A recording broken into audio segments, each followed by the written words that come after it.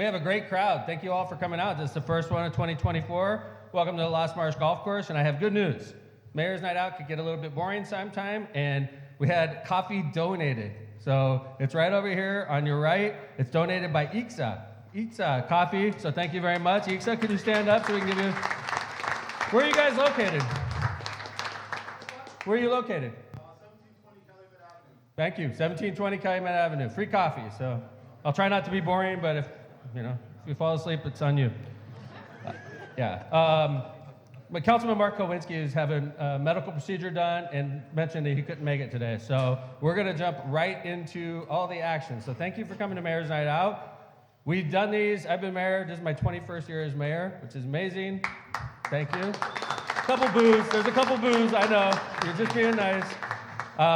21 years we've been doing this program. It started off 11 times a year, and we can never figure out which district we were going to skip. I mean, we were going to do 2 in each district except for 1, and then we just made it easy about 6 or 7 years into my administration. We did 6 a year, 1 in each district, and we made it real easy. We go 1 through 6. So here we are in January in Robertsdale, back to the Lost Marsh. So thanks. When I took over, Lost Marsh had just been built. When I took over as mayor, literally, I think they had played a half a season on the golf course when I became your mayor, and then shortly thereafter, we built this gorgeous, beautiful clubhouse.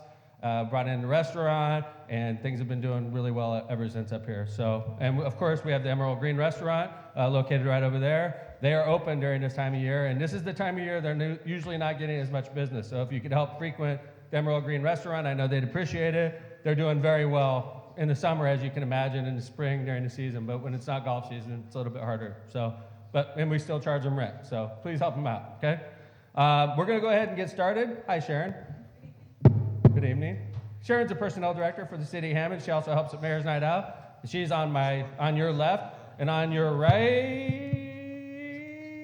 in the middle is Eileen Ibarra. Eileen, nice to see you. Hi, Mayor. Hi, nice to see you, Eileen.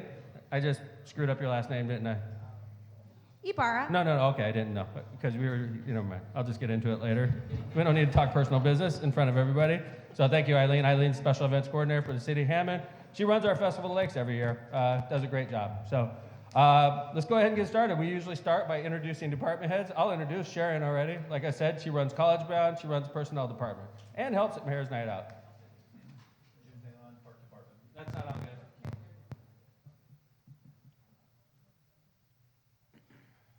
IT is not our strong point in the city of Hammond. I don't know if you guys knew that. It's not IT. Yeah, it's not IT. Battery. Oh, my bad. I guess that would be Parks Department. Eileen, can we use your microphone? We always have a backup. Look at that. Thank you, Eileen. Eileen Ibarra, Special Events Coordinator. Jim Talon, Park Department. Megan Moore, City Controller. Chris Campbell, IT. Hammond Police. Jeff Smith. Ann Taylor, Planning and Development. Dean Button, Engineering. Mylon Krasinski, Port Authority and Sanitary District. Jaime Prieto, Water. Phil Talon, Chief of Staff. Ron Novak, Environmental Management. Brian Poland, City Planning. Owana Miller, Community Development. Bob Campbell, Building Department. And Lewis, United Neighborhoods, Inc. Juan J. Moreno, Felix Gonzalez, Public Works. Jack Smith. Kelly Kearney, Inspections Department. Nicholas Farrell, Code Enforcement. Hey guys, this isn't gonna work. Are we on this? Does that work at all? Test. Okay. It's working. It's weird. It was not working up here. I think if they mess with the button, it turns off. All right, IT. Sorry, Chris. All right, we'll go ahead and get started after a rough start. Sometimes when we go to a district, you know what the topic is before you walk in, okay? And we don't wait for the question to come up, we just address it. And that's what we're gonna do in regards to a couple recent developments that are taking place real close to where we are right now. Situation with BP last week, where actually not just this part of the city smelled, it was in Illinois, in the South Hammond where I live.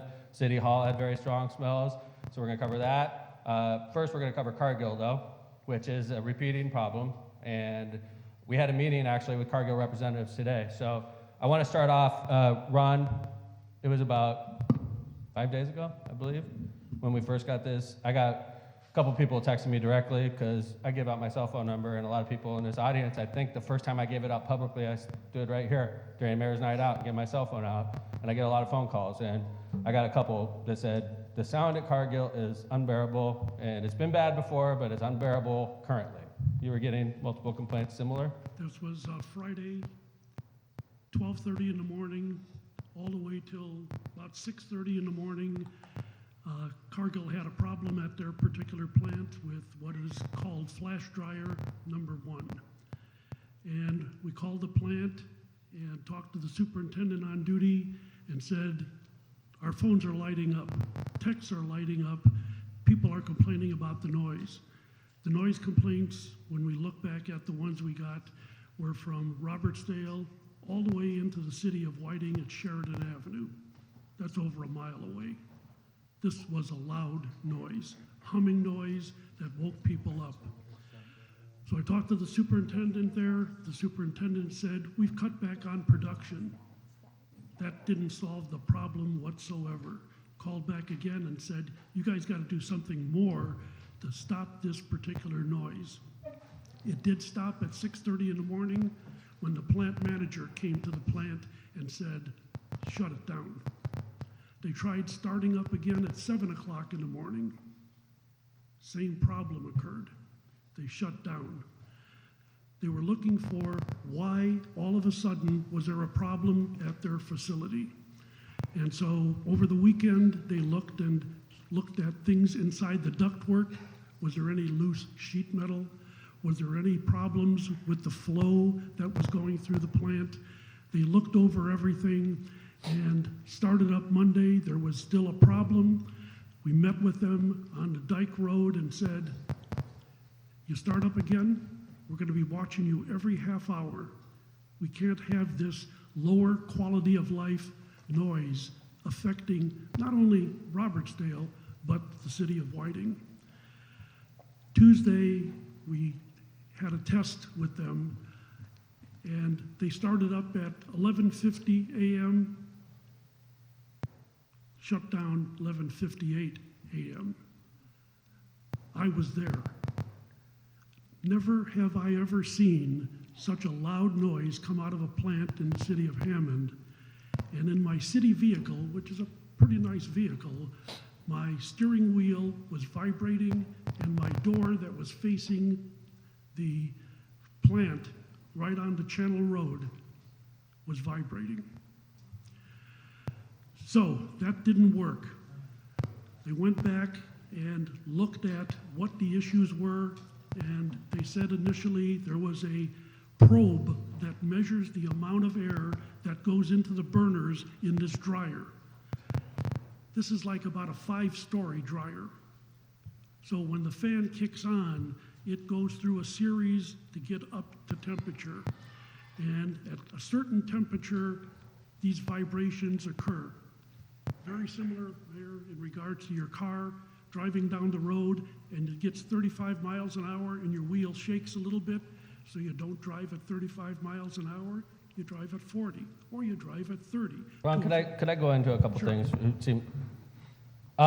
We spoke to, so obviously what Ron's indicating to you is we are in contact with them. This was a problem, seems like within the last year, and then it went away, thankfully, and we thought it was away for good. So when we heard that it happened again, and after sending Ron out and receiving reports that it's worse than it's ever been, we called the plant manager, knowing, by the way, it's funny how things work out with mayor night out schedules.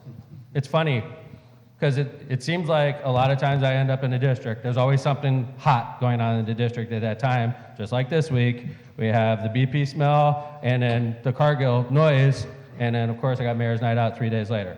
So the plant manager comes to my office today, and I want you to know I'm generally really nice. I'm a pro-business mayor. I appreciate everybody that's paying taxes in this city. We're all trying to work together. I pointed out that Cargill's been in the city for over 100 years. And I stacked the room, by the way. First off, I want to show something. I usually do this at Mayor's Night Out. Out of all the department heads on the stage, if you live in the 1st District, can you raise your hand, please? Okay. I do pretty well up here. Thank you. If you're in the stage working for the city, Hammond, and you live close to the plant, can you raise your hand? Cargill plant. All right, couple? All right. I had that room with about 10 people from the neighborhood.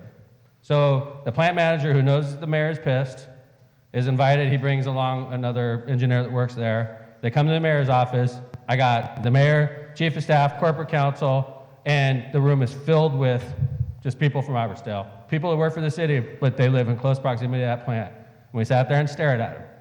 And as your mayor, I told them it's absolutely unacceptable that's going on, that we do not have to stand by while they're making this noise, that we do have recourse. We do. I would rather not have to take that recourse. I would rather they get their stuff together and fix their plant. So what Ron was trying to tell you, what Ron was telling you is that it's a dryer that's causing this noise. And when they ramp that dryer up at a certain frequency, it starts this noise. If they can get past that frequency, they're fine. And they are operating right now, right, Ron? It's working right now, and we're not getting blasted with this noise. But the problem that night was they had an operator that didn't realize when you drop down into that zone, like if you were driving your car, I don't know if your car does this, mine does. I'm driving by, and if I go like 47 with the windows just right, the whole car starts going, "Wah." Does your car do that? Well, mine does, okay? I don't know. Maybe it's something I should have checked out, right? But yeah, I thought it was more common than that. I apologize. So, if you get past that speed, though, my car stops doing that. If they get past that frequency in the dryer, it won't make that noise. However, that operator didn't realize that. That operator left it drift in there, and they can't hear it because they're in a real loud environment. He doesn't realize it's making that noise. And granted, they have dozens of other people in the plant that should have said, hey, they could easily install vibration monitors, and this is stuff we're going to have to start talking to them now. But they didn't, and they operated for too long in that area. Like Ron said, when the plant manager got there, they shut it down immediately. But it was too late. You were all woken up. I'm getting a bunch of crappy messages. I'm passing the crap downhill because I believe in that concept. When you're yelling at me, I'm yelling at somebody too because that's what we're supposed to do. I want you to know we're on this. We were talking to the plant manager today and asked him how much it would cost to replace this equipment, this dryer. You know, it's not like our dryer, unfortunately. It's a $30 million piece of equipment.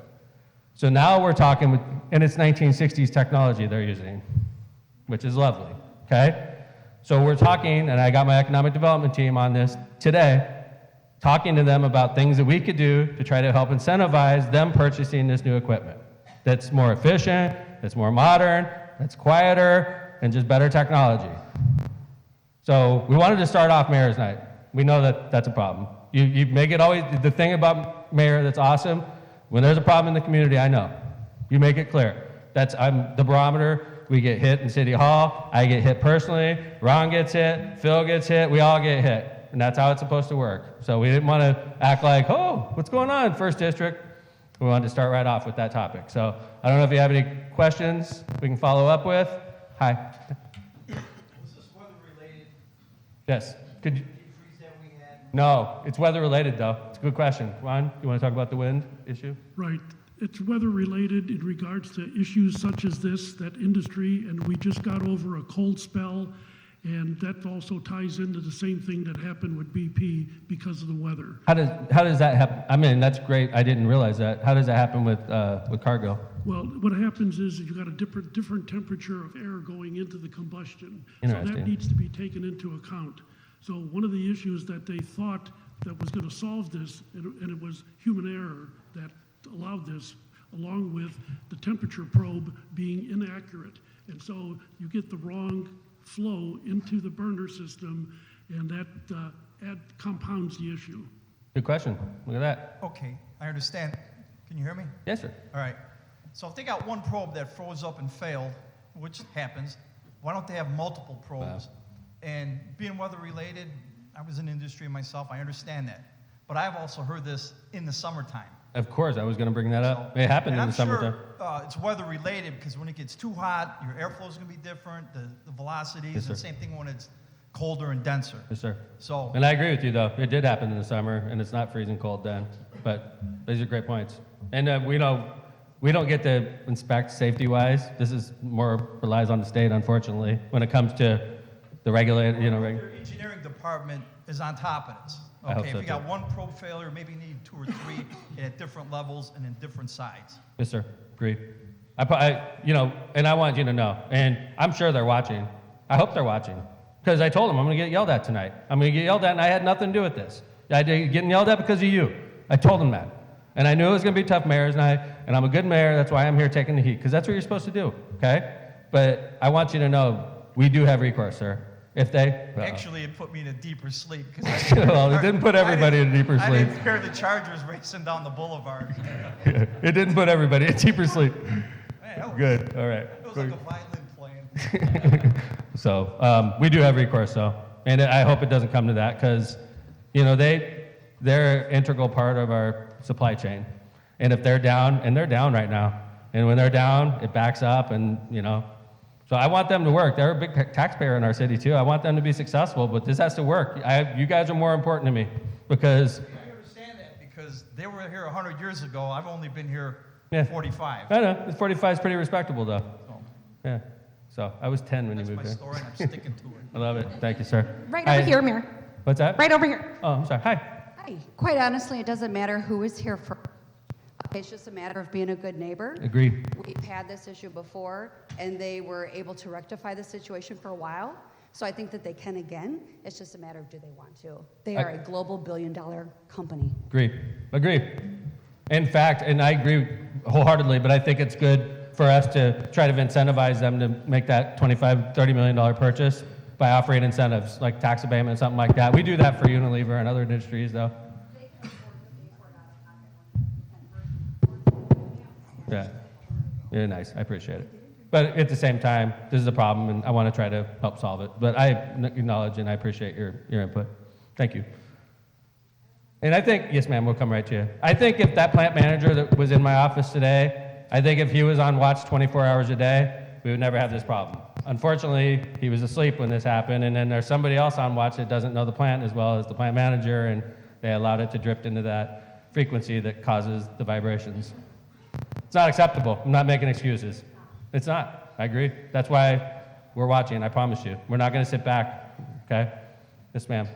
I just want to know, I knew that this was happening, but I didn't know what it was and what was going on. Like, is there any way that the community can be notified?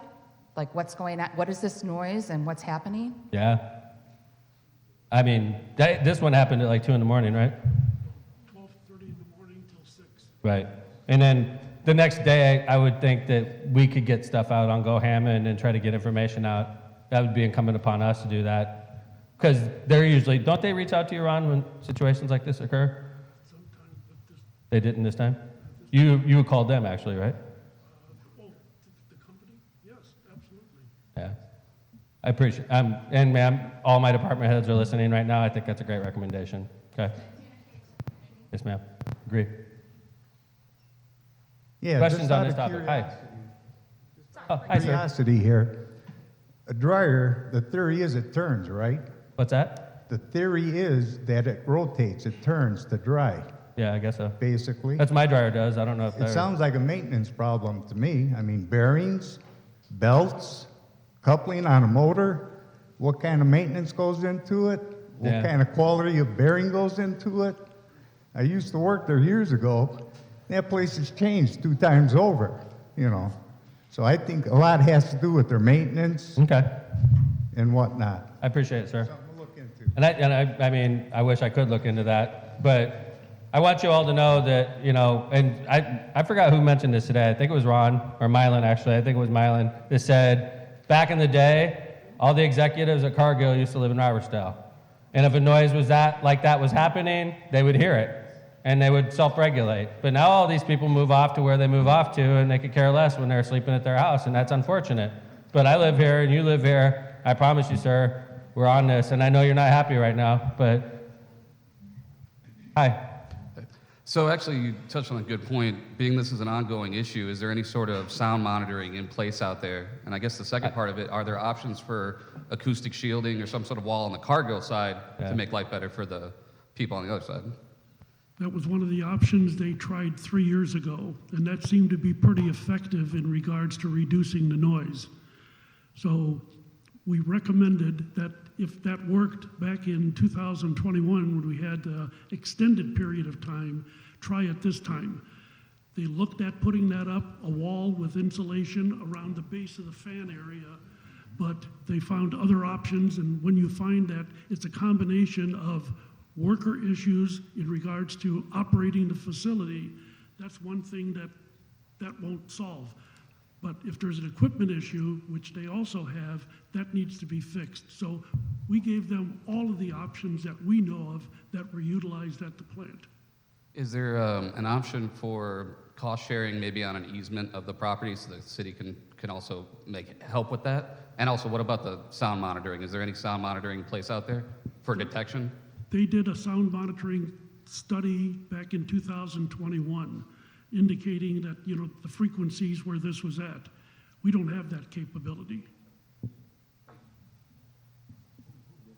Questions?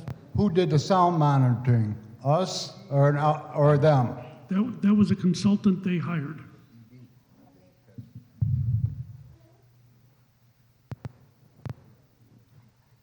Any questions on this? This isn't fun, obviously. This is something that we have to pay attention to, and if it continues, Kevin, as corporate counsel, could you grab the microphone, please? If this is not rectified, what kind of recourse do we have legally as a city that I am willing to pull the trigger on? So Mayor, obviously we discussed multiple options, but of course, if it continues and goes on unabated after we've given them notice of your concern, I mean, of course, we can always go in and try to get a temporary restraining order to shut down the dryer while they fix it, or while it gets repaired, or while it gets, a solution is found. Also, I would consider it a nuisance. Probably everybody that has heard it in the neighborhood would consider it a nuisance. And so we could file a suit against Cargill requesting damages on behalf of the city for their nuisance. Thank you. These sound great, and it would solve the problem. Financially, would be devastating to that company. And I'm not trying, and listen, the residents are more important, and they're the bad neighbor right now, but we have to balance everything. Like, they're on notice officially, again. They came to the mayor's office. They got tersely talked to in front of a bunch of neighbors. They said that they know what the problem is. They said they know how to avoid this problem. If it continues, I promise you, we will take the next step. But we've officially, in an official way, in a terse way, put them on notice. It was actually unacceptable. And I think it was sort of an uncomfortable meeting, being honest. I'm usually pretty good at chewing butt when I need to. And it was not comfortable for them. I know it wasn't. I don't think they appreciated walking into that room. I don't think they expected to see that. They walked into a room with a bunch of angry people that live in your neighborhood. And an angry neighbor that said, you guys are causing me problems. I'm getting yelled at because of you, and I have nothing to do with the bearings or the maintenance. I have nothing to do with that. If they're screwing up on that stuff, then I'm getting yelled at for it. And that's BS on me. So I'm not happy about it either. I'm upset by proxy, I promise you. And we're not going to ignore this situation. That's why I'm standing in front of a room of neighbors that are angry about this, and I'm telling you, we're on this, okay? I'm paying attention. I have friends, good friends, and constituents that live right there in the affected area, and we're not going to let this continue, I promise, okay? Any other questions before we move on to the next issue? Ron, oh, yes, ma'am. What is the time period for this? But the time period should be never again, to me. We know that's not going to happen, but Well, I hope it realistically- happens. I mean, if it doesn't happen, they got a major problem, because they Okay. can't operate like that. Okay, so it's effective immediately. Yes, ma'am. Okay. If it happens tonight, I'm going to be super pissed. Okay? You look at me like I'm going to be super pissed. I'm ready to be super pissed, okay? But I hope it doesn't happen. I hope that they would rather just, because they literally explained it, that as long as we do it this way, it's not going to be a problem. We keep it out of this zone, and we can keep it out of this zone. The only time we hit that zone is when we speed up. But once we're up to speed, we're fine. They're operating right now, noiselessly. That's the way they're supposed to operate. If they start deviating from that, I promise you, I'm going to be talking to this guy right here. All right, well, I just left my home a few minutes ago, and there's a low hum, which is, you know what, doable. We can handle that because everybody in this room probably knows it's like the soft lullaby. I know. It's just when it gets really high Yes, ma'am. up is when it vibrates the brain and you Yes, think ma'am. you're going crazy and you get headaches. Of course. Okay. I live right off the highway. I think I totally get where you're coming from. Yeah. Because Okay. there's like a constant noise in my neighborhood, and I don't even hear it because it's a constant noise in my neighborhood, right? In fact, when it snows and that noise goes away, I'm like looking around like I don't know what's going on, right? I think that's what you're saying is you're used to the low buzz, but when it becomes a high pitch, it's unacceptable. I'm on the same page, 100%, I promise you. Okay? Do we follow up with Ron or you? Anybody, but yes, follow up. Don't let it go. If that noise comes back tonight, we need to know. Okay? Okay, take this down. Don't abuse it. Don't abuse it.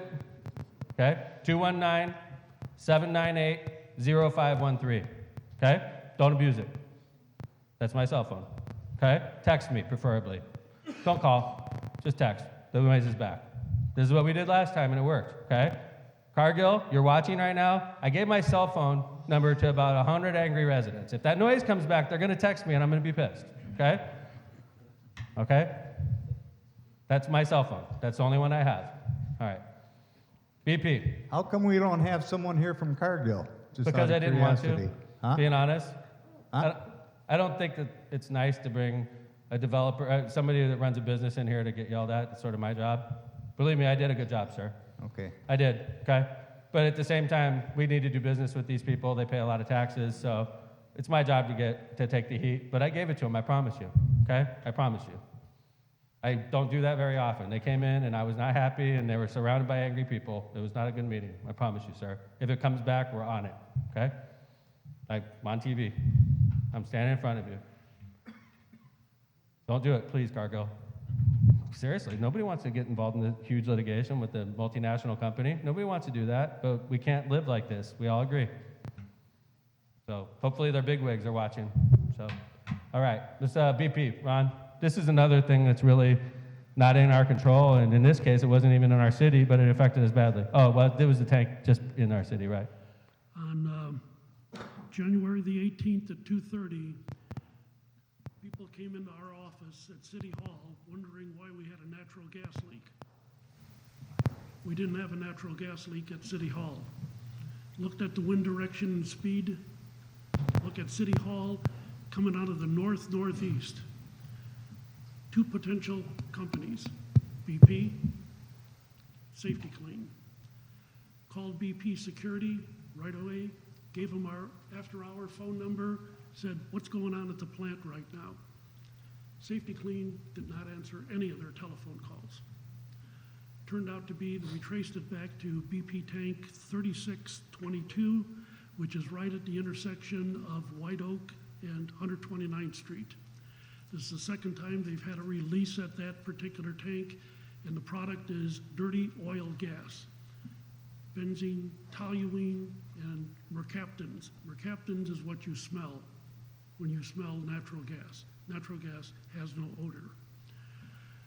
We did not get a response from BP until 24 hours later. We had to send them a second email, follow up on our phone conversations, finally telling us that it was in their jurisdiction. They had a problem with a valve on that particular tank because of the cold weather that popped off, let product go right into the diked area. So, depending upon where you were in the subsequent days up to the present, depending upon the wind direction, if it's out of the south, White Oak Avenue, New York Avenue. Out of the southeast, we'll get it right here. Northeast, we had a second dose at City Hall. This stuff went into, and BP disputes this, but we're all the way into Lansing, Illinois, where they were lighting up their telephones and thought everybody should call Nicor Gas. So we've been monitoring what they're doing out there. They put foam down to keep the odors down. I was out there the last several days. They have 5 Baker tanks out there. For you folks that are not familiar with Baker tanks, they take contaminated wastewater and store it, anywhere between 7,000 to 21,000 gallons. There's 5 of them out there. So they're taking the water that is accumulated in that dike because we had rain, containing that, sending it out for treatment, and covering with visqueen and other plastic material the soil out there until they can dig it up and remove it. This is going to be a long-term process. So dependent upon wind direction, if you smell natural gas, obviously you need to report it. But we told BP at the request of the fire department, you need to start getting public notices out there that you guys are causing the natural gas odor in northwest Indiana. They don't want to take responsibility for that, but every time we get a complaint, whether it's from the golf course here that gets exposed, it's right down the street, or it's in City Hall, we draw the arrow where it came from. It only crosses one area, tank 3622. So we're monitoring them. They are getting a little more responsive in regards to sharing information of what happened out there, but they need to change their information exchange with the agencies that are doing their job as well as the public. Thanks, Ron. Any questions about the BP? Yes, ma'am. Hi, we'll be right. How you doing, Carolyn? I like your sweater. It's pretty. Just for you, Mayor. It looks Yeah, cubby just blue. so. Cubby blue. I like. How you doing? Well, you know, I'm upset like everybody else. These are billion-dollar companies. I don't think they need incentives. I don't think they need bailouts. They need to be a good neighbor. Yes, ma'am. That's what they need to be. You don't need to be worrying about them leaving or anything because nobody's going. No, I Nobody agree. else is going to be putting up with this crap. But to get them to invest $25 to $30 million in something that we need. Yeah, but they're investing, but they're ruining the neighborhood. You can't sleep. You have to have constant. Ma'am, we humming. already, can we But move on? We already let's talked move about on this. to BP. Good, thank you. Because they're another noise, crate noise, and there's all kind of noises that I don't remember when I moved here 30 years ago, because they are expanding.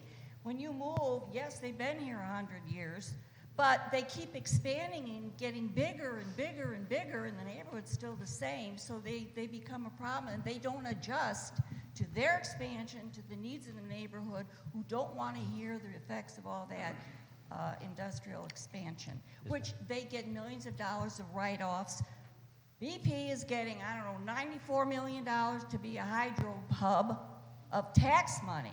So don't be telling me about giving them incentives. Don't be mad at me. I didn't give them the money. Oh, we know, but you're talking about incentives. Let me talk to you. Let me tell you a story, though, Carolyn. I know you still have another question. BP, when I first became mayor, proposed building an asphalt plant across the street, and I blocked it. And they hated me for about 15 years after that, and they treated me like crap, and now they're finally talking to us again. But 15 years I got treated like crap because we blocked them. They wanted to put it right across the street, and it was like a $50 million project, and we said no.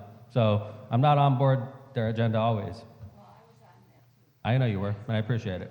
But first of all, before I forget, what's very important for everybody here is that the EP air permit is up for renewal, and the public meeting is February 8th Where?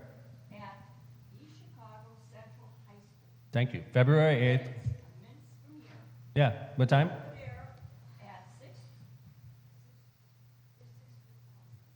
Okay. o'clock. Item will be there, they will be on a panel, and you can ask all the questions you want. I was at one of their meetings on Cleveland Cliffs, their permit was up. This BP permit is the air permit. It has been suppressed, it's supposed to be renewed every 5 years. They've been extending it, it's like in its 9th year before we've had this public meeting. I fought very hard to get this meeting made public for the renewal of their major Title V, which they call the Environmental Protection. To be heard. Okay. I am to be there. Okay. I was waiting for the question. It's an air permit, we need to make demands of BP. Thank you, ma'am. Is that a question? And also, I want to say I'm representing Swan, say, hi neighbors, we have a Facebook, and we have a BP Morning Watch, as well as a Swan Facebook. It's public, you don't Thank you. read it, you don't have to remember anything. Okay. Thank you. Oh. To this accident at BP. Okay. That was a commercial. Okay. They had accidents starting the 14th of October, because they checked with the national centers at Okay. And so they've been covering that up. They started on the 14th. They had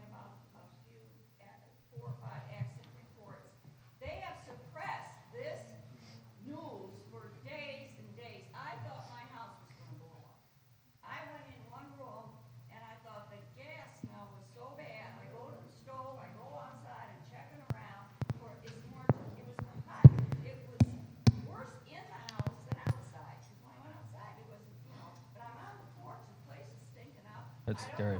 Call because in writing you can't get any response. You can call the BP hotline or whatever they call that customer service, and then they send you around and nothing happens. So I said, well, if it blows up, it blows up, you know. But it was frightening. I'm sorry. And I'm sure others Yes, felt ma'am. that way. Hundreds of phone calls. All right. We agree. So what has happened is I checked. Things started to deteriorate on the 14th. They had flaming. Now we know when the Ma'am, we have a lot of questions. Like, this is like a speech. flames go up. I know. So in any case, what I'm saying is they're suppressing the news, and we've got to get them to get. I'm sorry about that. The role in this is to get the community notice of what is going on because it's absolutely. I'm sorry, and I agree, and I appreciate your statement. Thank you. Questions about BP? And then we're going to move on to another topic I'm going to bring up to head off more questions. We good on that one? I apologize about what's going on up here. Hammond's one of the few cities in Indiana that has a Department of Environmental Management. We have a staff of 4 in that department, 3, excuse me, and they work constantly chasing down smells and noises and making sure our ground is clean. It's an important job, it's an important department, and that's why we have it for situations like this. So thank you, Ron, and to everybody. I know there's some people here to talk about school city issues, okay? Now, I want to just start off and point out that in Indiana, the superintendent of schools runs the schools, and the mayor runs the civil city. Now, whether you agree or not, there's no role that the mayor plays in the school cities, no legal role. I'm sure persuasively they would listen to the mayor, but not legally. I'm not the boss of any teacher, I'm not the boss of any school board member. I'm the mayor, and I know there's a lot going on in the school city right now. And I know that the city there's a lot of angst in the city about decisions that are being made by the school city. Everything all right? Yeah. I'm lost my train of thought, I apologize. Thanks. First off, I don't know of any plan. It's not my role. I have my own problems as mayor, okay? I know that the referendum that was before us is an operating referendum. I want to explain something because I don't think it was understood by the community at the time we voted down that referendum. Every 7 years, whether you agree with this or not, the state of Indiana forces schools to go to the community to fund their schools through referendum. It's called an operating referendum. 7 years ago, we approved 2 of them. One of them built Hammond High School. The other one was an operating referendum. We hired a bunch of teachers. That's what the school city did. With that 7-year referendum, 7 years. They hired teachers, of course. That's what you do. Most of my salary is teachers. Everybody thinks government is filled with all these huge contracts. Salaries, right? I am sure the school city is very similar. So when we gave the school city a 7-year referendum 7 years ago, they hired a bunch of teachers, and they came to us 7 years later, and they said, please renew this referendum. And we shot them down. We did, whether you supported it or not. I supported it. My whole family did because I knew what would happen if we shot it down. We shot it down. Whether you like it or not, that's what happened. 75-25 wasn't even close. Now, Superintendent Miller and the Hammond School Board has to cut $15 million from their budget because we said no. So you can't get mad at the superintendent who was pushing the referendum, and now we can't blame him because they're in this horrible position where they have to lay off teachers. The reason they have to lay off teachers is because we said no. I didn't, we did. So the decisions that are being made right now are being made by the school city. I have zero input in it because I got my own problems. We got noises and smells and stuff going on all over, right? So if you're here to talk about rumors, I'm not here to talk about them. I don't even know if they're true or not. And I'm not going to waste angst and stress about something I don't even know if it's true or not. And I'm not even in charge of it in the first place. And I'm scared for our city when we shoot down referendums and say no to education. That scares me as a mayor because I believe in education. We have a college program here. And now we're saying no to referendums, but that happened. So I wouldn't want to be the superintendent of Hammond Schools right now. I wouldn't want that job if you paid me $500,000 a year. Any superintendent that has to lay off teachers is in a bad spot. That's what they're doing. They're laying off teachers. Now, I don't think it's right how we fund our schools in Indiana. I think it's a disgrace. Doesn't matter what I think. That's the way we do it. If you have a problem with how we fund our schools, it's not Mayor McDermott or Superintendent Miller. You got to go down to Indianapolis and talk to the governor and the supermajority about that. You know, I think, personally, I think Scott Miller is a great guy. I think he's a great superintendent. I really do. I support him 100%. I think that he's the right person at the right time, and I think our community is being really tough on him, personally. We said no. He was saying yes. We said no. If we say no, you can't get mad at the guy because he has to cut, right? If you work 2 jobs and you quit one, you got to reduce your spending, right? We're not the federal government. You can't just print money. We said no. He has to make horrible decisions. We got to support him, and we got to get through this. So, and I'm not here to talk about school issues, and I'm not going to get sucked into this subject because I don't know if anything that's in the community swirling about, I don't know if it's true or not. I heard rumors about this school and that school. Who knows if that's true? I'm not in those rooms. So, ma'am, hi. Thank you for coming. Use some of the superintendent's schools to have the meeting. Yes, ma'am. May I ask why you didn't invite him to attend? He's this? invited everyone. He called me today and said he thought it might be a distraction. I think that it would have been best that he speak for himself rather than you, I imagine he is, considering it but, is his you know, entity. you know. No, he usually comes. I imagine he's feeling a lot of pressure right now. I've been in trouble in the community before. It's no fun. You don't even want to go get coffee at Dunkin' Donuts in the morning, okay? I think Scott's feeling a lot of pressure right now.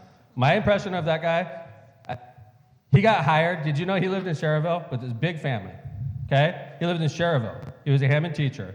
And they hired him to be our superintendent. He could have lived in Cherville. He sold his house and moved his whole family to downtown Hammond. That's the kind of guy he is. He didn't have to do that. He did that because he bought in. I'm Hammond School Superintendent. I want to live in that city. He sends his kids to our schools, our public schools. This is the kind of guy he is. And our community is driving him out. That's what we're doing. We're not giving this guy a break. It's not his fault the referendum failed. It failed because we failed him. And we can't drive him out and blame him. Oh, it's your fault, Scott. No, it's not. It's our fault. I don't half the outrage I see in the community. I didn't see any of them that outrage pushing the referendum. Like a lot of people picketing him. I look at their Facebook, nothing about the referendum. Man, that would have been handy when we were voting on the future of the schools to actually push it then. We're pissed off now. We should have been pissed off in October. Get people to vote. That's how you win. He has to make horrible decisions. It's not fair what we're doing to him. It's not. I'm on the record. I supported the referendum, voted for it, advocated for it. It failed. It's a sad day because now we have to lay off teachers, and that's sad. So anyway, he didn't want to be here. I don't blame him, being honest with you, okay? And I'm sure hopefully he'll be at the next one. So, ma'am, I'll do one more, okay? I get it. I'm glad. You have an opinion on it and the referendum. I know you want to blame the referendum. Referendums haven't existed forever. They I haven't. believe 7 years. 2008. Yeah, and we also invested in the referendum Thank you. once, and you saw how that played. Considering you're claiming that you're not so competent about what's happening right now in the school, and many of us might be aware that, Duab was here in 2019. What we're seeing is a repetitive. So while you believe that the referendum, the community failed, we happen just to believe that the school city of Hammond may have failed the community. So I just want to say that. Everybody and has different That's a matter of opinions. an opinion. Agree. Just like yours is. Yes, ma'am.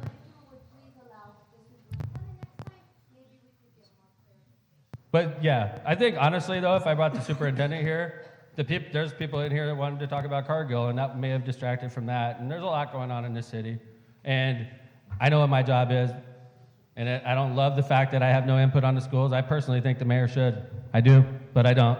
I can't argue that. Governor doesn't listen to me anyway, so I'm going to just focus on what I'm in charge of. And by the way, I got a lot of work to do. So thank you, ma'am, for being here. Did you have a question on that, sir? Agree. Public meetings about it, and I think for people to even be explained about the referendum. Now, this is the first I heard that it's done by the state. I don't know if that was all brought out in all the Agree with you, meetings, sir. but I don't remember any meetings around Robertsdale. I remember when we had the old superintendent, he came to the Crime Watch meetings, he came all over to try to give explanations about the education and everything. And I'm sure people have different views, but I think we need a lot more information before people vote on this, because it's their taxes and Yes, sir. everything, and it's important. But Agree with you, sir.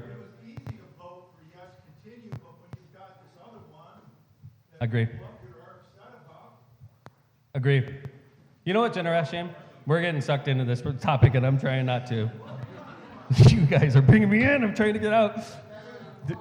Agree. Two separate boards, and the school board should be discussed at the school board meeting, and this is for something. Agree. And I agree it was a failure of marketing. And I agree that the state screwed up how they've. And an interesting thing about this particular referendum was part of the strategy, I think, I don't know for sure because I wasn't in the referendum team. Part of the strategy was there was no mayor's race that year. There were really no big races. And now in politics, things are weird. Sometimes when you think of small turnout races, you're like, small turnout races that have weird outcomes sometimes, right? Because everybody thinks, this thing's gonna win, or this thing's gonna lose. I don't need to show up, right? So I think there might have been a strategy of, let's just be quiet.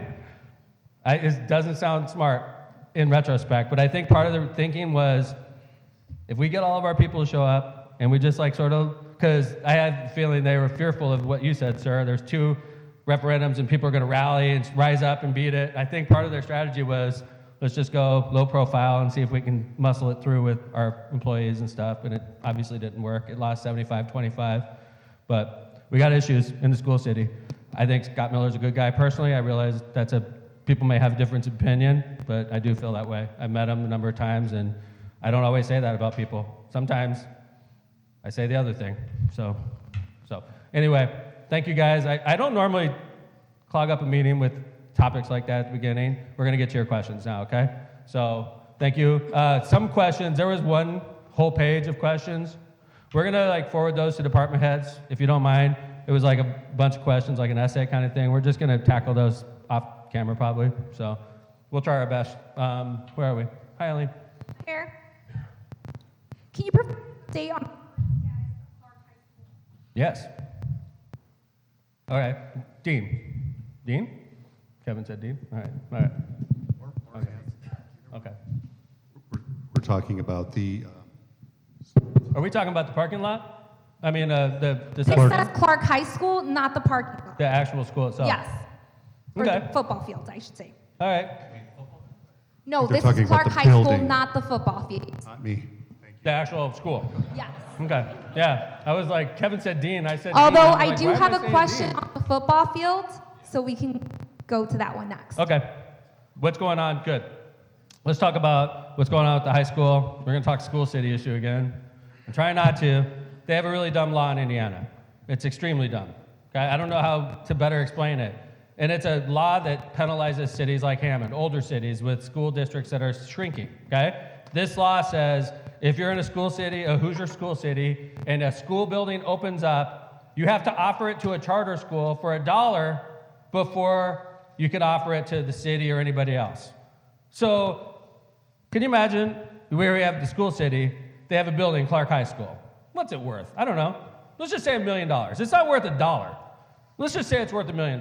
There's $1 million worth of scrap in there or something that we could do, right? So what we're telling Superintendent Miller is, Superintendent Miller, you have an asset that's worth $1 million, but in Indiana, you have to give this to your competitor for $1. All right? So you give it to a school city, to a charter school, they open a charter school at Clark High School, and they steal your students. So you get screwed when you sell Clark High School, and then they eat you alive when they open a charter school by taking your students. So what do the school cities do? Oh, we use it for storage. We're using Gavitt for storage also. And all these schools just sit there and just waste away. Why? Because they're scared to death to sell it for $1 because a charter school is going to buy it and steal all their students. And we talk to the legislators in Indianapolis and we tell them, this is maddening. A city like Hammond is just going to watch schools waste away like we already saw in our neighbor in Gary. And they're just tone deaf when it comes to charter schools. They're all in on charter schools. They're obviously not all in on public schools, but they're all in on charter schools. So what happens is Superintendent Miller is scared to death to offer that school up to anybody. Now, we made it harder though. We took their parking lot and we built a neighborhood there. There's nothing in the law that says you can't steal their parking lot. So we did. We stole Clark High School's parking lot. We're in the process of trying to steal Gavitt's parking lot. I'll steal any parking lot I can so that if the charter school buys it and they want to open a school there for $1, I say, great, that sounds wonderful. How are you going to park everybody? And they're like, oh, that's a good question. That's our way around it. But the building is still a problem, legally. Sucks. That is the frustrating thing about being mayor, and you see this stuff, and it's like just immovable. Yes, ma'am. How long is that building up for the charter school currently, since you're saying it's for $1? No, they haven't even put it for sale, ma'am. It's still not on. It's owned by the school market. city still, to this day. Okay, so doesn't the charter school have a certain amount of time to purchase? They're not offering it for sale. The school city still owns it, just like they still own Gavitt. They don't want to sell it because they have to offer it for $1. And if they offer it for $1, they're afraid, well, charter school from Gary or come in and buy it. And then all of a sudden, School City Hammond's like, there's a charter school in Clark High School, right? I'm just wondering if it's gonna sit there, or is it gonna? These are things that aren't addressed in the law. Good question. It's gonna sit there. And who's So how about the this? potential buyer? Nobody right now. Nobody's interested It's not for in the sale. property at all? 'Cause you have Clark Field and you're interested in the parking lot. I can't help but to think that maybe I you have want Clark Field already. the We're- building. Right. Do you So, want the school buildings by chance? I or would, you eventually. want them? I would love I that. figured that you We could may develop it, have yeah. some interest in it. Are you planning on tearing them down? Man, like we have to get past this law first. It's not going anywhere. It's like I guess the most important question is it possible for any school to be available? No. Because Robertsdale just lost No. one, and it's the not, schools they're are not gonna limited put them in up for Hammond. sale until that law is cleared up. And they're not interested in clearing up that law because they support charter schools. So only public schools you support. I'm just wondering if any school might benefit the children. I don't know what you're at. I feel like I'm in a deposition. Yeah. Okay. All right. Okay. Well, ma'am, you need to go to the school board. It is not, and not for a Hoosier mayor. I wish it was, so. Oh, I am concerned, but, all right. This is not a school board meeting. We're moving on. Thank you. All right, so, yeah. All right. Where were we? Thank you. All right, guys, we're not doing this. Ma'am, this is not Washington, D.C. This is not the way we do it. It's fine. Okay. All right, let's go. All right, let's move on. Thank you. All right, what's the next question? Speaking of Clark, moving Hey, on Clark to High School. Clark Go football Pioneers. fields. Uh-huh. Yeah, How will parking be handled for Festival Lakes this good summer? question. We're working on that as we speak, and we have a really good plan. Who's going to speak to that? Look at Chuck's here, man. Chuck. I love this. I don't think Chuck has ever had a Mayor's Night Out question until today. Hi, Chuck. Good evening, Mayor. That's Lieutenant Turner. One of his major responsibilities is helping us coordinate police response at the Festival of the Lakes. Chief, you happy I got Chuck on the line right there? Go ahead, Chuck. Thank you, Chief. Chuck, we had a meeting. I know you've had multiple meetings. I know I was in the last meeting with you all about this very issue, about how we plan to have just as big a concerts as always when we lost one of our bigger parking lots. So could you let everybody in a little bit on some ideas we're talking about? Sure. When we lost Clark's parking. It's not working. It's working there. There you go. Hello. Hello. It's Greetings. working. Okay, so when we lost Clark's parking lot, that was a large amount of cars that were parked over there. We had to find alternative areas to park vehicles, and we've come up and we pitched a couple ideas to the mayor. We're working out the logistics on all that, but we think that we have found a place to park those mini cars and additional parking spaces. I know. I just said, why is he afraid to say it? Well, I didn't know if you wanted me I'm to glad. say No, it. I'm glad. Oh, okay, No. yeah. No, I'll break the news, and then you could fine tune it. How about that? One of the ideas is 129th is going to relieve us of a lot of parking, and we don't use 129th wisely, and it impedes us getting in and getting out. So we think that by using 129th, it'll give us the same amount of parking. We have to shuttle more frequently than we do now, and at exit time, which is a major pain in the butt, I don't need to tell Robertsdale residents that. At exit time, it's a smooth exit. Like if you're parked on 129th, you'll exit to India and you won't have a choice to go backwards. You'll just leave going east, right? And then we have other areas where you leave, like for instance, going north on Calumet, and you can't go south, you know? So just to get people out. But Chuck, could you fine tune it a little bit? Yeah, so we, Sergeant Ray and myself, we went up to 129th Street and we did some measuring, and we're looking at angled parking. Everyone would enter off of Calumet Avenue if they're parking on that portion of the street. They would park on the north and south side of the street at an angle. We're able to get approximately 800 vehicles on that street doing so. And then, like the mayor mentioned, we will be shuttling people that park over there, doing a loop, dropping them off right by the main entrance. And then afterwards, we will pick them up and shuttle them back to 129th Street. Those people will leave eastbound to the boulevard. They can go north or south from the boulevard. And then if they're parked in the parking lot west side of Calumet Avenue, those people will actually go southbound. We're going to have people at the lights out here to get them flowing southbound quickly.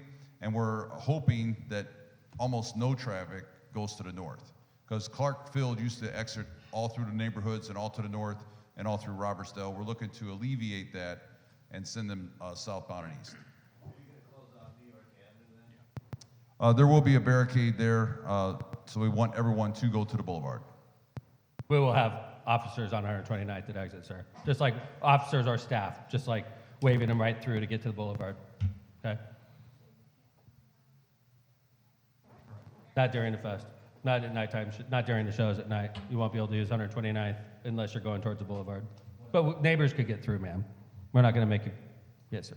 How will any of that keep those people from parking on my elderly and disabled neighbors' houses and throwing their trash on our lawns, though? That doesn't seem to be a solution to that. That's a constant challenge, you know, and we need to address it. And we do our best to put our staff into the neighborhoods, sir, but that's a challenge for us every year. Hi, sir. I kind of don't understand this arrangement. There is a lot of land south of the pavilion. There's a lot of land between the pavilion and the electric company. Plus, Right. on the west side, Right. there's a huge amount of land there too. Right. How come we're not using that? It's all used during the fest, sir. Is it? Oh, yeah. All of it? We put all the carnival operators used to keep all their cars and all their equipment in the fest ground. We moved that down to 129th, which locks up basically the toll road, that whole area west of Homan. That whole area is locked up with carnival, you know, staff, stuff like that. And then and we do use the electric company. Kevin, could you grab? Sure. Yeah. And Mylan knows a little bit about this too from Port Authority, but basically the carnival takes up all the parking lots that are usually there except one, which is used for police parking and some sponsor parking. And then south of that is what we call the D parking lot, which is approximately, when it's all dry, somewhere between 1,700 and 2,000 cars. And then south of that is the electric company, who graciously lets us use their property on a temporary basis. And then south of that is Dover. We call it the Dover lot, which is part of Dover Chemical Company. It's their employee lot. We get to use that. That takes us to 129th. West of Sheffield Parkway, of course, it's a little bit rolling and inundating, or undulating, I should say. And Mylan is and the Port Authority and Jill and those folks are pretty protective of that area, because if we start putting cars there, it ends up really ruining that landscaping and that natural area after the festival's gone. So that's all we got. We've had, you know, we're working on our lineup right now.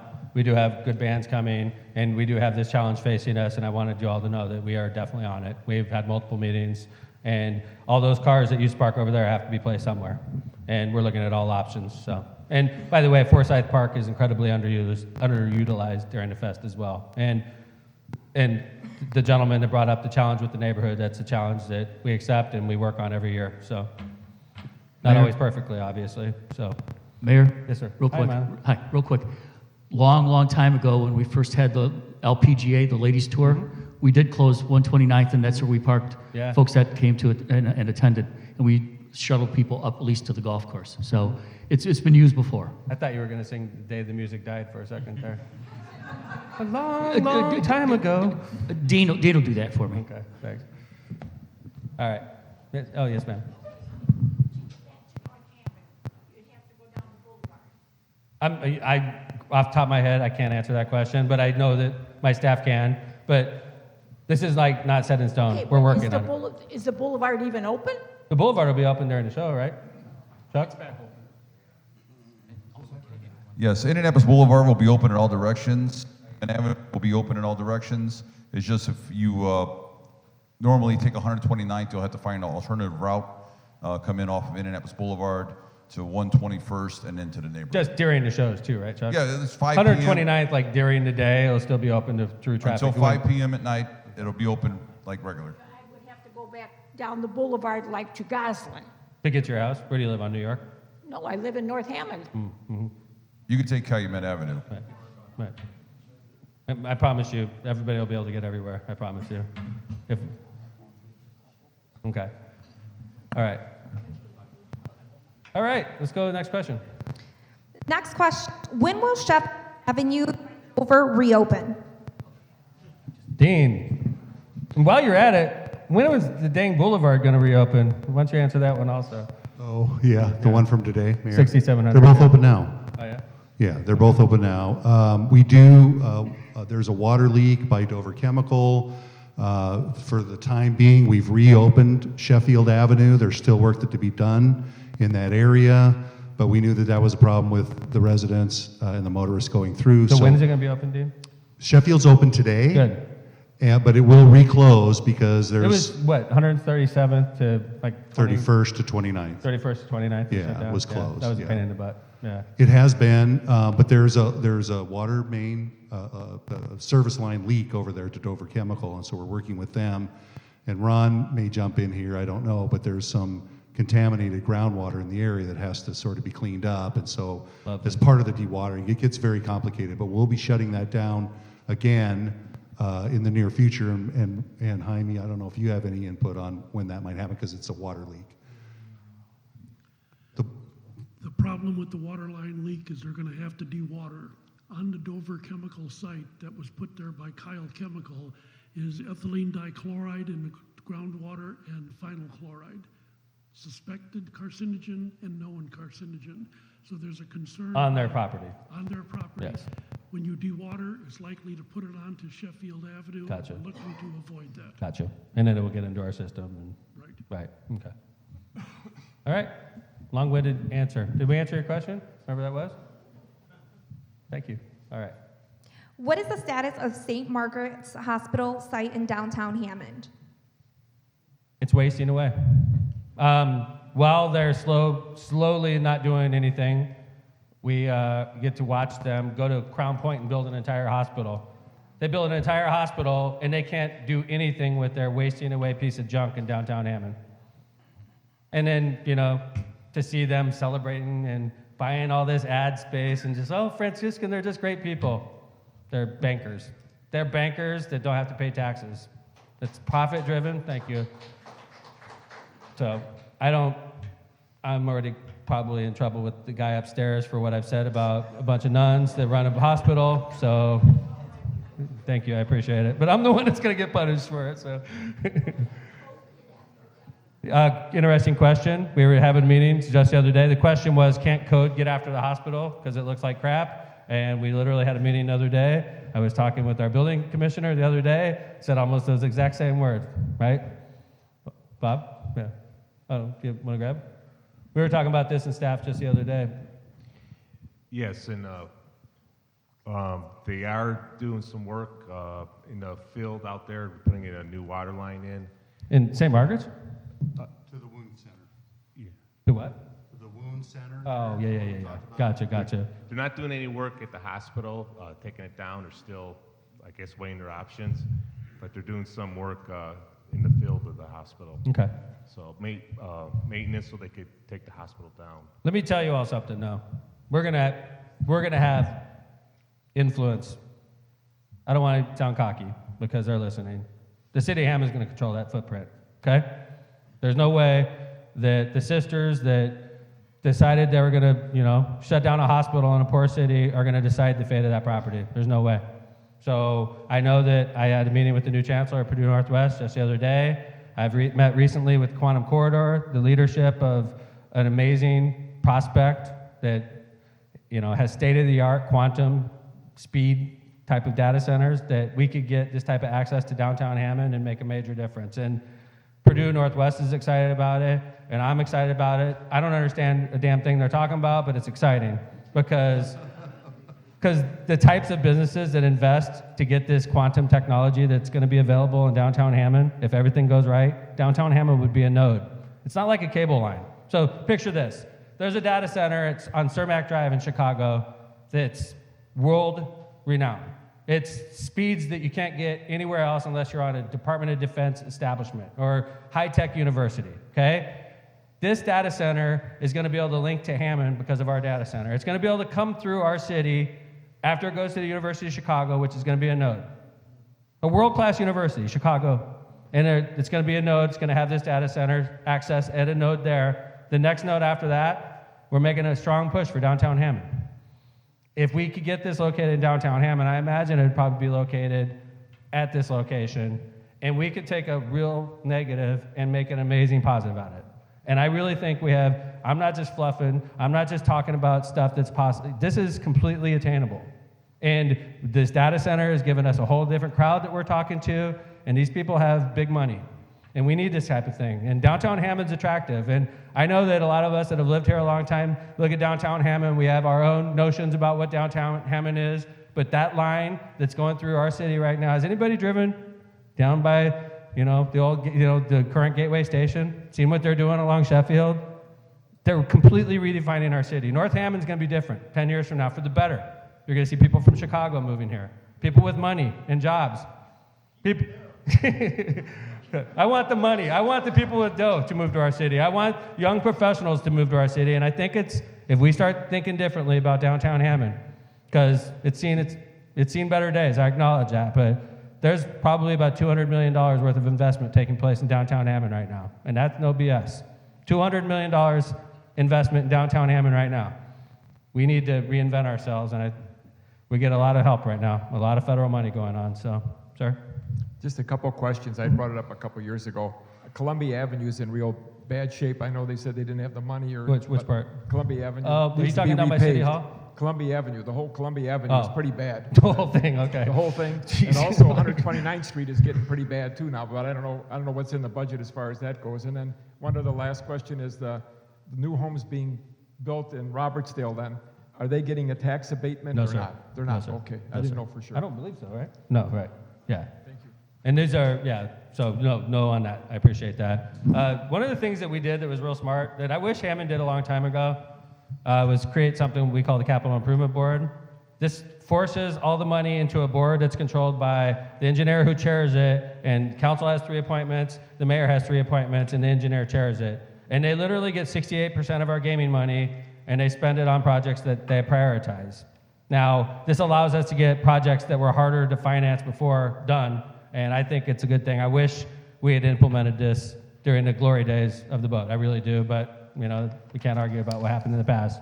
Dean, this gentleman says Columbia Avenue needs work north to south and 129th. So I know that you consider everything, and I know a lot of people come to you, but...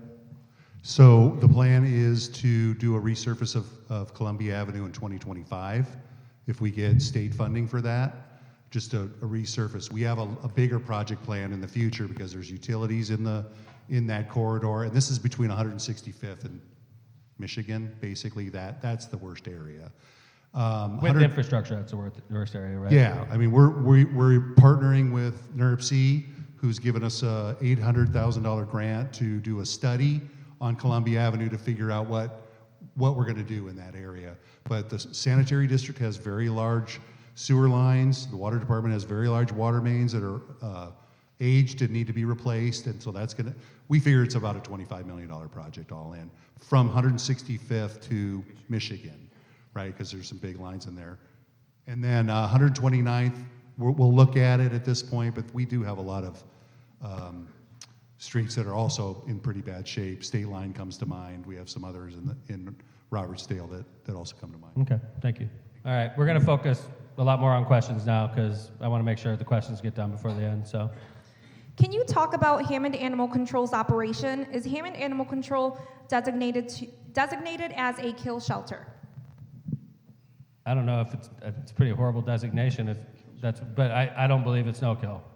I'd prefer to call it, it's not no kill, but obviously that's not a wonderful thing to talk about. Okay, I mean, it is. Hey, Chief of Police, how's it going? How you doing? The chief of police, I'm not sure if you're all aware, but Hammond Animal Control works for the police department, which is smart because typically when we need help, it's usually a police officer is requesting the help because the officer's there at 2 in the morning and there's a mean dog that's running around. So we put it in the police department a long time ago, Chief. I'm not even sure which one of the officers is running that. Is that also Chuck? Because that would be funny. No, it would be Lieutenant Bogey. Oh, yeah? And also Rob Bunner's wife, Laney. Oh, nice. Yeah. I knew Laney was there. But we wouldn't call it a kill shelter. We don't call it that, but in reality, realistically, it's not wonderful to talk about, but Sometimes things happen, yes. Yeah. There's times that we do have to get rid of the animals if we can't do anything else with them. this We is don't want stuff to. like nobody wants to talk about, and it's stuff that's easy for a resident not to have to think about, but at the end of the day, when we pick up 2 or 3 dogs that are running the streets and nobody wants to adopt it, it comes to difficult situations, and I'd be willing to talk about this. And in fact, when Representative Linda Lawson was our state rep before she retired, this was a huge issue with her, and we talked about it constantly, but it's a lot more difficult. And, it's not a wonderful thing.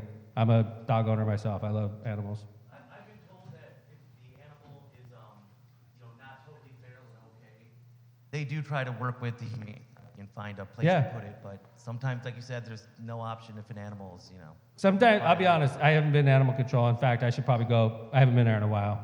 Okay, but when you go into a Hammond Animal Control, you see a couple dogs, and I'm thinking to myself, there ain't nobody's gonna adopt that dog.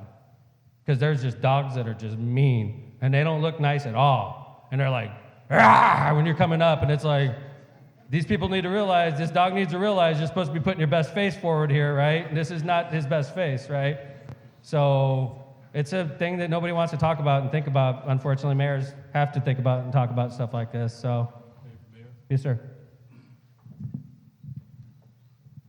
I do know that Laney Bonner, she does it whatever she can to get anybody who wants to adopt a pet there. So if you know anybody that's looking for any animal there, please call the animal control. There have been times where I know she has been off duty at home, probably cooking for Rob, and she'll go there and she'll just sit there all day waiting for you. I know there's a couple of times that she was waiting on people to come and adopt the animal, and Laney just sitting there crying because she's not getting no one is there to pick the animal up. But This is she the does first try. time I've ever been asked this question at Mayor's Night Out. I've done hundreds of these, and I'm accepting this challenge, okay? We need to do better on this. We could do better, and we're a good administration, and it's a ugly reality is that unfortunately a lot of the cats and the dogs that get checked into this facility, we just don't have people adopting them, so we need to do better. So, yes, sir.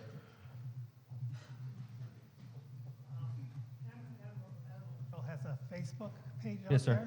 there, and there is a lot of activity and comments, that go through. They're very positive comments, but yeah, I wish we didn't spend so much time on that kill shelter subject.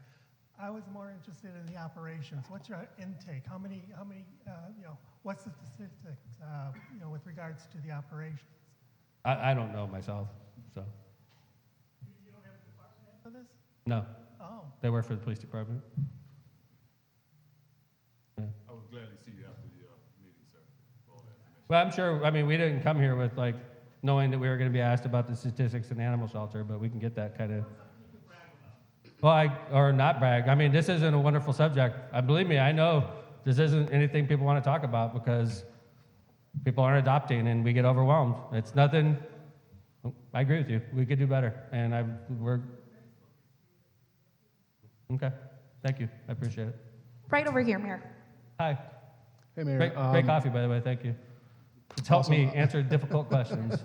I want to go back really quickly to the downtown initiative. I truly believe in downtown Hammond. I'm really excited for it. I am too. I want to open up a business in downtown Hammond. There's a couple of things that I've been looking at from different areas in Northwest Indiana. I think St. John being one, South Bend being one. They have like a riverfront like zoning for liquor licenses.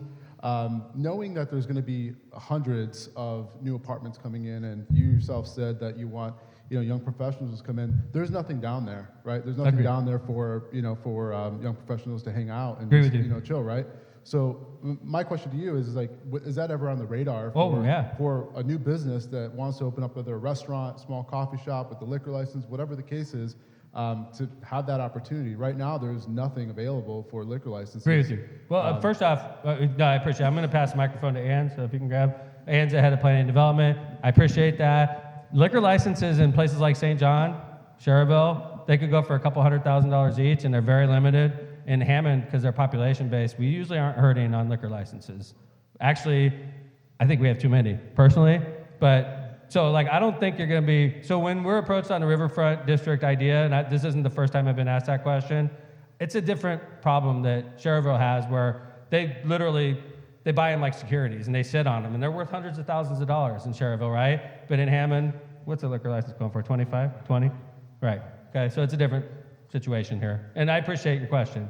Ann, Yes. this gentleman wants to open a coffee shop in downtown Hammond, which is excellent news. Yes. And secondly, sounds like he's bullish on what's going on. So Absolutely. I think we've started talking to you about some potential locations. But yes, we're going to have residents living in our downtown, maybe starting late summer, fall. And we are constantly working on getting restaurants, cool bars, retail in downtown. Our Echo Dev team and myself go out all over the region and Chicago, passing out our cards, getting people to come on down, give them tours, show what we've got available. So yes, we are very bullish to get the retail because we need the amenities for these new residents to it's have like their chicken and day-to-day. egg too. Yeah. It's like, Yeah, I they wanna come open a down and coffee they shop, look. but I want yeah. more people, and then I don't want to move there yet because Yeah. I want more coffee shops Yeah. and things like that. It's like, But Mayor, this is the year because we have Homan Avenue opening up, the bank opening up, the train station starting their construction next year. It's all going to start happening in the next year. thank you. Go drive around the South Shore on a weekend when there's nobody working out there. If you want to be impressed, and we are redefining the city of Hammond, and it's right on the edge of North Hammond. I think that's an exciting thing because it's anytime you're investing 9 figures in the city of Hammond, that's what we're talking about. It's, yeah, so anyway. No, is it 9? No, 6 figures. I wish it was 9 figures. If it was 9 figures, it's 9, never mind. It's been a long meeting. Hi, thanks for the save. I have 2 questions. I live by the Whiting Senior Citizen Home. Yeah? And the trains that plow through there, they love to blow their horns. And we also have a problem with the semi-trucks wanting to drive around in our neighborhood. Okay. And they don't fit. So those Okay. are my 2 questions. Agree with you. They make me insane. Semis. We recently placed thousands of of signs around the city that were green and that were red to help the semis stay on track. And it makes it easier for our police officers to ticket them because they're literally thousands. Felix, where are you? How many of those did you put up? Tim, how many did you put up, bud? How much? 200? Oh. Uh-huh. Uh-huh. So maybe we need to put more of the red ones up, especially in your neighborhood. It's not. Oh. Yeah, they're bringing in 45-footers. Where you look down at Purple Stair, they're bringing in 25-footers to go ahead and bring the food there. Seriously. Okay. I mean, they're disrupting traffic, cars, they're just plowing over grasses. They don't care. Could you guys do me a favor? This is my chief of staff. Could you see him after the meeting and give him your details? We'll follow it up. This is Phil. He'll help you out right after, okay? He's the chief of staff in the mayor's office. Thanks. Thanks, Phil. All right. Appreciate you guys. That's something I think maybe we could talk to him about and hopefully rectify. That's a no-brainer, right? Yeah. I see semis in completely inappropriate places too often. That's a problem. Ever since they shut down Klein Avenue, I hate to get on my soapbox, but I'm going to. They shut down that stupid Klein Avenue. When it was free, the semis were up there. When they made it a stupid toll road and you had to pay $5 each way, all due respect, the gentleman running the toll road's a nice person. He's from the region too. But if you have to pay $5 each way, these semis are coming through our neighborhood. It's BS. It's BS. We should make the next governor go backwards on that whole thing and build this second bridge and make them for free. Because this is the repercussions of that decision. And it's easy to sit there in Carmel, the guy that made this decision, he doesn't have to worry about the crap we have to worry about. And it's not right. But let's be honest, that's where it's all coming from. Those semis that are going all these residential streets, they were on that bridge before. So anyway, sorry. Aye. Let's go on next question. Why does the city fill potholes in the rain? Holes are full of water. Holes are full of water when they fill them, cars go over, and potholes are back once again. Yeah, Felix. Typically, we don't, but after a big storm or, the weather changes, it's kind of the chicken or the egg. It's gonna get filled, it's a Band-Aid at this point. Right.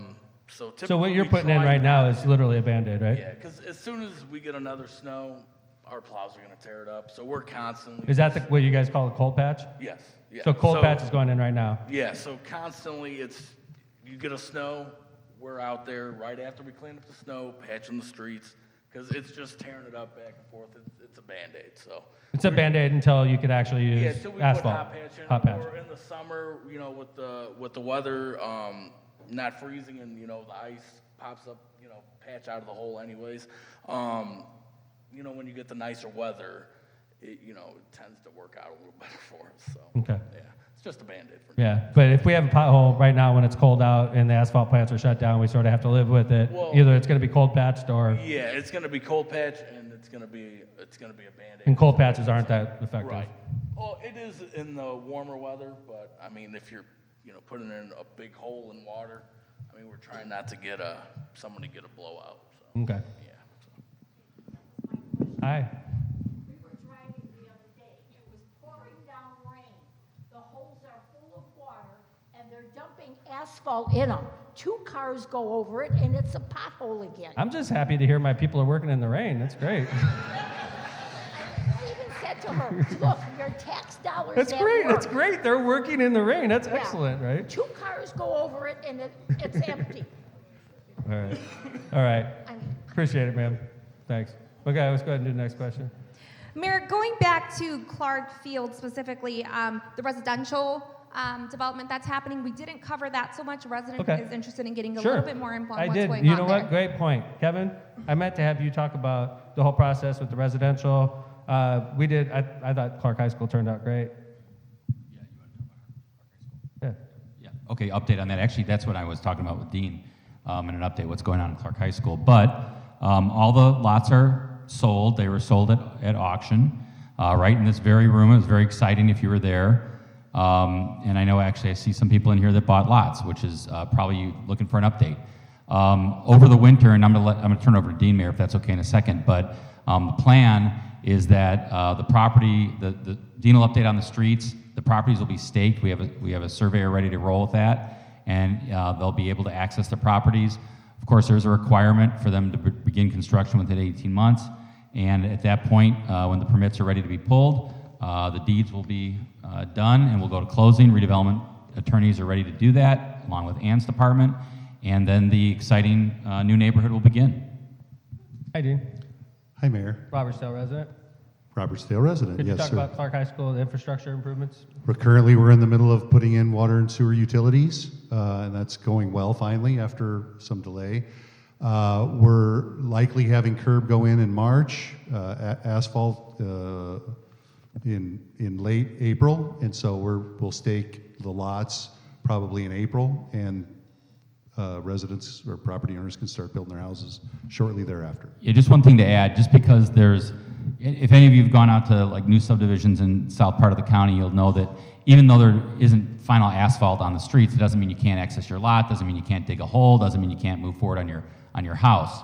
So even though some of the curbing and the asphalt won't be done until late April, that doesn't mean that you can't access the lot and begin. Thanks, Kev. Thanks, Dean. Okay, hold. I read the minutes. Uh-huh. The park board and the school board transferred the land. Okay. When did the park board transfer to the city to become real estate? I don't know. I want to say sometime, Ann, do you remember that? Wasn't it last year? A couple years ago? Yeah, so it went from park board to redevelopment. Is that in the minutes of the park board meeting? I can find that online. I would believe that it would be in the minutes of the park board. January? I'm not sure when exactly that was, but I would say within the last 18 months, 2 years. Sound about Yeah. right? Yeah. Okay. Thank you, sir. Hi.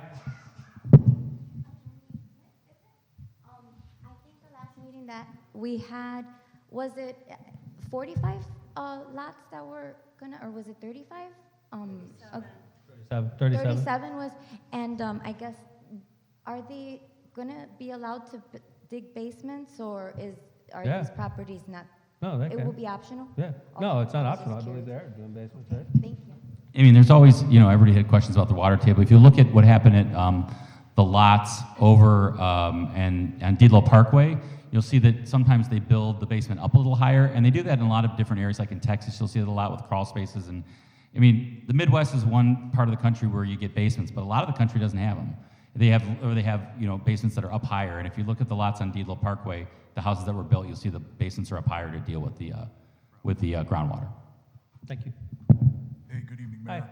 How's it going? Really quick question. Sure. So the communication's been a little lacking, and I lit up a few of your departments a couple weeks ago. Okay. Hi, Ann. Hi. Brian Polans, Kyle. So when can we expect a recurring communication to all the lot owners on the progress of the field? Because at the auction, we were told potential groundbreaking in November. We're in all intents and purposes February 1st. So and what I've heard recently is 6 months after the initial target date. So maybe May to start breaking ground, maybe earlier. When can we start expecting to see consistent communication to the lot owners? Yeah. And what was the reason for the 6-month delay in the beginning? Well, I believe. So we started the project after the last Festival of the Lakes project. We sort of got a little bit of a delayed start. I'm sure you've probably seen some of the issues that happened. There was slag on the site, right, that we didn't expect when we did some soil borings out there. There didn't show a lot of slag, but I guess you might expect some of that to happen. And then during the course of that, the water main wasn't where we expected it to be, and so it got hit and sprayed for about 2 weeks, and that sort of shut us back. So we're working through the winter now, right, to try to catch up. That's sort of where we are. The contractors had good weather to do that, surprisingly, and so we're just trying to get caught up so you can get your home started May, June, something like that. As far as communication to the lot holders? I can start, the redevelopment commission can start communicating with the lot owners every 2-3 weeks if you'd like. Yeah, absolutely, like a newsletter. And then pursuant to the business purposes, was there ever any coordination between the Lake County, whoever would manage the registered contractors in Lake County, to open up that list of registered contractors to be grandfathered into the city of Hammond? You could still recognize the revenue of the $300 for the test to become a certified GC in Hammond, while not creating the impediment to potential higher-end contractors that we'd look to have build here. Question there. So the city of Hammond's always had a GC test, and home builders, I mean, Bob can talk to this as well if you'd like. Home builders are always welcome to take the test and register, and many have. And that I know that there are several big home builders that either have registered with the city and have passed the test, or some that have chosen not to. There's never been an agreement regarding reciprocity with Lake County. But I would also mention that if you are thinking about building a home out there, one of the things you're gonna have to do is go through the building department with your plans, and Bob can talk to that, or you can begin that process. No, I understand. Just why have the rule there just for the sake of It's an ordinance. I mean, it's been there. I mean, we could revisit it, but Yeah, it just, kind of open things up, because you want 34 high-end properties built in a pretty tight window. Would probably behoove to open up to the largest building base that you possibly could. but at the same time, we don't want to let standards slip in our city either. And if we open it up to the wrong people, Well, right, that would be the olive branch to Lake County, because if they're good enough to build in Well- Cherville, Crown Point, I'm gonna guess they're probably all right in Hammond. yeah. Hey, Bob. Can I say one thing, Mayor? Sorry. Bob, go ahead. You go first. A lot of other municipalities don't have tests, and we test our contractors. And you have up to 3 times to test in a year to pass. And you can also come in and review your test if you don't pass. And I'm actually there to help you review if you have any questions on the test itself. So What's the pass rate, you think, Bob? probably about the first time about 60%. Second time, almost everybody passes second time. Okay. For commercial. There's commercial general, there's residential general. You have any idea how long that ordinance has been on the book? I mean, decades? Oh, yeah, for sure, Mayor, I mean, so, decades. I mean, it's an ordinance. And yeah, the one thing I would say about like comparing, oh, it's good enough to build in Cherville, it's good enough to build, those are much smaller communities where they have a lot easier control over their land and the areas. What we see, and Bob can tell you this, is that the part of that is to protect, as the mayor said, we don't want to drop our standards because part of it is to protect residents against unscrupulous contractors, folks that come into town and think they can just go ahead and take advantage of older people or residents that may not have the knowledge of home building or home repairs. And so, as Bob mentioned, if you come in and make the effort and you want to make Hammond one of your places you want to do business, you can do it. It takes a couple months. Take 2 tests. Worst case scenario, second test, you're in and you're licensed. Also, it's open book test too. It's what? It's an open book test, and it's only 20 questions. 20 questions. So I just want to add in, several years back, we foresaw that we were going to start having more builders, hopefully, or more lots for sale or more lots available for construction. And to be proactive about it, we had a home builders luncheon where we went to the Home Builders Association and sent an email to all of them, invited them right here in Lost Marsh to have a luncheon and talked to them about, hey, in the future, we're going to have a lot of lots coming up for sale or available for construction, and we'd love to get more builders that are working south of here to start working in Hammond. And we talked to many of them, and I'm sure a lot of them at that time maybe took the test and passed, and some of them maybe thought, well, it's not worth my time right now, and maybe those are some of the ones that are saying, well, I don't have a license there now. So we are proactive about that, and we would love to have those builders come to Hammond and start working here. Thanks, Phil. How is the property at 847 117th being zoned since it was sold years ago? The old Rupp Branch Library. Brian Poland, look at that. City planner gets asked once every 2 years a question. So this is the night for Brian. So, hi. right. This is city planner. Brian Poland has been with the city of Hammond for over 30 years. It'll be 35. Nice. Good job. Thank you. So, Uh, Rupp Branch. Rupp Branch. It is zone R1U, which is Urban Single Family District. When it was the library, it was automatically considered to be a conditional use permit or conditional use. It's been under renovation for a house that was a number of years ago, and Bob, if you can help me out, I don't know if I think there's some issues with it. It was never completely renovated and converted to a house. I think Kevin's got. Yeah, so this property's been at Board of Works being monitored for some time now. I want to say almost 18 months to 2 years. It's owned by a family. They've had some financial challenges.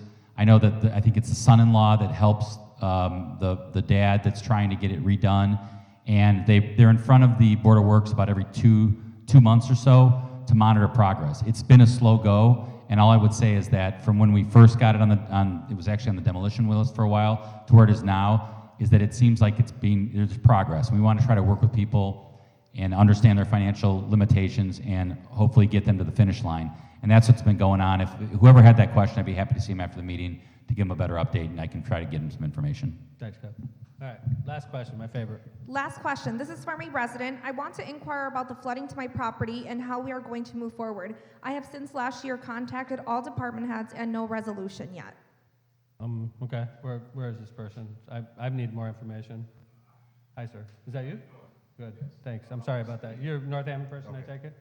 We stay at 1560 Truman. It's a property that's Okay. 5719 White Oak. Right. I'm pretty sure these gentlemen and Public Works and someone else. It was during the event in September, right? Well, that and this past snow that we just had, here it is. It was a sheet of ice that was out there. We contacted Public Works here and EC Public Works to come over there. They was gracious enough to come over there to get the sheet of ice out. Hammond came, saw it, but the thing is that there is a runoff line, a sump pump line that he's running. What's the address on this? It's Yes, I know. Hammond. I know exactly what I know exactly what you're talking about. I know exactly what you're talking about. I know. Okay, and you're here, and no compelling by anybody from this administration. You're here because you have a problem in the city, right? It's not only is it an eyesore, but it's a safety issue. Yes, sir. I know exactly what you're talking about. It's unacceptable. Yes, sir. It's bullshit. But excuse my language. A large body of water that mosquito larvae tends to just sit right there because here it is, there's no flow going down. I know exactly what you're talking about, sir. So it just sits right there. I know exactly. You're right next to the tow yard. Yeah. I know exactly. Okay. So it's also damaging the infrastructure Yes, sir. on the Hammond side. Absolutely. I knew about this problem in the summer. I know exactly, sir. It's not right with what's going on there. And the gentleman that's doing this is different. Yeah. Yes, ma'am. Okay, and you're my constituent, right? Okay, we're on this. Dean? They're literally draining illegally from East Chicago into Hammond, into our system. And we all knew about it. But it's like, we all know what kind of can of worms we're opening up with this because of the person that's doing it illegally is not a nice person. Mm-hmm. Yes, ma'am. Ma'am, you're right, 100%. I'm sorry. Dean, we got to do something about this. Phil and Kevin, this is going to cause problems. But they literally, so the tow yard is taking water from their East Chicago property and draining it into a Hammond address, and it goes into the Hammond stormwater system. And this person and I have had run-ins in the past, and he's going to think that we're messing with him. And we're not messing with him. What he's doing is illegal. That's been the reluctance on our part. But you're here. This is our job, and I'm on it. I promise you. I know exactly what you're talking about. I was in front of your house during the summertime, and I was realizing what a dilemma it was. Because if I pushed, but you're here, and we have to do it. Dean, Kevin, and Phil. That's going to be a sticky wicket. So. Thank you for coming. All right. Thank you for coming. I'm sorry about that. I know exactly what you're talking about. I thought you were talking about another FEMA issue. So, thank you. All right. It's been. Oh, hey, look at that. 219 days coming up, everybody. The country theme this year, right? Yes, we're taking it back to the wild, wild Midwest this Nice. year on Saturday, February 17th at the Hammond Civic Center. This is a 21 and older event. Come on out, have some fun. We have local breweries as well as live music. Okay. Thank you. 219 days coming up. Matt Muda, where are you? Hi, Matt. How's it going? Matt's here on behalf of the Hammond Disabilities Commission, right? Yes. Yes. So the annual Disabilities Breakfast is Thursday, March 14th at the Dynasty Banquet Hall. It is open to the public. If you have nominations that you would like to make for any of the awards, please contact me. My name is Matt Muda. I work at the Hammond Sanitary District, or Cynthia Randall at the Department of Planning and Development. We do need nominations, so please send in. There's 8 different categories now. Take a look at them. It's listed on the website. And like I said, the event is open to the public. So that'll be March 14th. That's a Thursday at 8 a.m. at Dynasty Banquets. Thanks, Matt. Appreciate you. I want to recognize a couple promotions, and I want to embarrass a couple people. Andrea Lewis, this is her first meeting as Department Head of United Neighborhoods, Inc. Congratulations. And she probably really appreciates not getting asked questions in her first meeting, so thank you. Congratulations, Andrea. And a gentleman from Robertsdale that's been running the Port Authority for a long time has agreed to take on a new assignment for me. So he's transitioning out of his job with the Hammond Port Authority, and he's transitioning into the CEO's role at the Hammond Sanitary District. Mylon Krasinski, congratulations on your promotion. He's got quite a challenge on his hands. As everybody knows, at the Hammond Sanitary District, you got to work with multiple communities. Obviously, our community is the largest. Got to work with the federal government, our customer communities. It takes a special kind of person that could balance all that. Mylon, I believe, is the right guy, and he's always succeeded everywhere he went. So congratulations, Mylon. Looking forward to you taking over. And we got anything else, Phil? Thanks. We're working through that. The Port Authority is a great board, and they're, for the most part, they're all Robertsdale residents, right? Robertsdale, they're first district residents, but we're talking with the board right now. We have a proposal, but it's a board that actually hires, so we have to work with the Port Authority board. So thanks, good question, though. more will be coming on that in the future. And is this your last meeting, Jeff? Here. As mayor's night? Here in the first district. Oh, yeah? What, you like making another announcement I don't know about, or? Okay. So this is your last first district one, right? Yes. I got you. When do you actually leave as our fire chief? June 1st? Is that the day you actually leave? Yes. Jeff Smith's been our fire chief. He's a Robert Still guy. He's been our fire chief for over 10 years. He's retiring in a couple months. Let's give it up for Jeff, everybody. Thanks.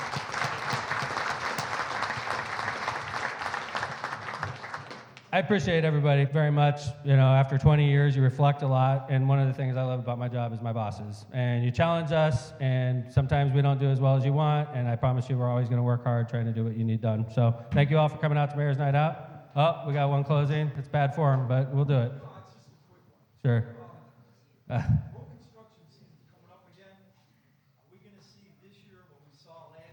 No. No. First off, there was a couple things that led to last year's dilemma. One of them was everybody had millions of dollars from the federal government, and we were trying to hire the same people. Not everybody has money this year, so it should be a little bit better just because of that. So thank you. Thanks, everybody. Nice coming to the first district. Next Mayor's Night Out takes place in the second district on March 27th at Irving Elementary School. Thanks, everybody. Be safe going home.